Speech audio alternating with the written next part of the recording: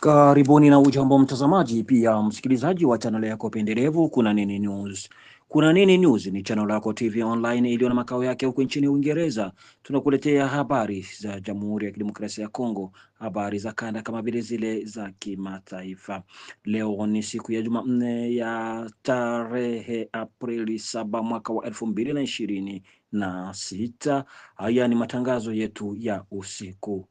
Katika yale tumekuandalia mtazamaji, pia msikilizaji wa Kuna Nini News, katika maeneo ya wilaya ya Kalehe huko mkoani Kivu ya Kusini, habari tulizo nazo zasema kwamba muungano wa AFC M23 walishambulia kambi linalomilikiwa na wapiganaji wa jeshi la taifa FARDC katika maeneo ya Katale na sehemu zingine za Tushunguji, lakini jeshi la taifa lilifanyikiwa wadhibiti aho kuwarudisha nyuma, na kati yao wapiganaji wa muungano wa AFC M23 afisa moja kutoka Rwanda akauawa.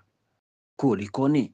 Na kuomba uandamane nasi tangu mwanzo hadi mwisho, lakini usisahau kauli mbiu yetu ambayo ni wewe usiye subscribe. Huu ni muda wako, usikose kusubscribe, usikose kulike, usikose kuacha comment yako na kutuandikia mahali ulipo, na kwa mwisho usikose kushare, yaani kupartage, kuwasambazia wengine. Huo utakuwa ni mchango wako mkubwa kwetu na itatupelekea sisi kuja kesho kwa kishindo zaidi.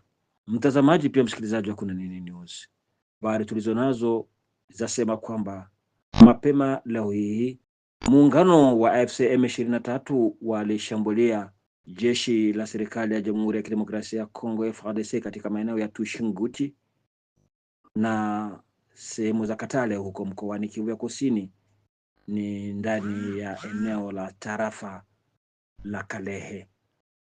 Hata hivyo, kwenye mstari wa M23 AFC walikuweko askari jeshi wa Rwanda, na kuna afisa mmoja wa jeshi la Rwanda RDF ambaye alipoteza maisha yake.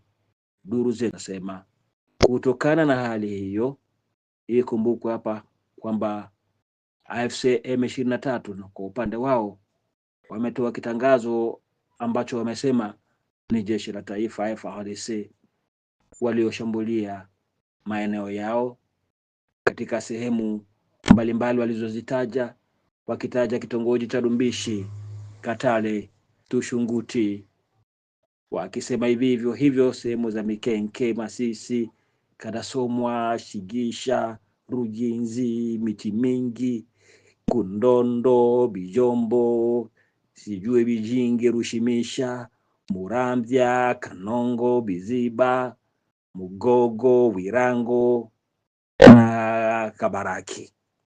Lakini habari tulizo nazo kutoka duru za jeshi na wazalendo ni kwamba ni muungano wa AFC M23 walioshambulia ngome za FARDC katika maeneo ya Tushunguti na Katale, lakini jeshi la Jamhuri ya Kidemokrasia ya Kongo likafanyikiwa kuwarudisha nyuma au kuwasukuma nyuma.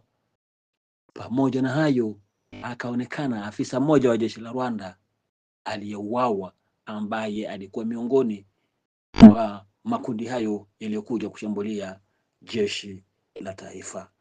Nani anayesema kweli katika yote hayo?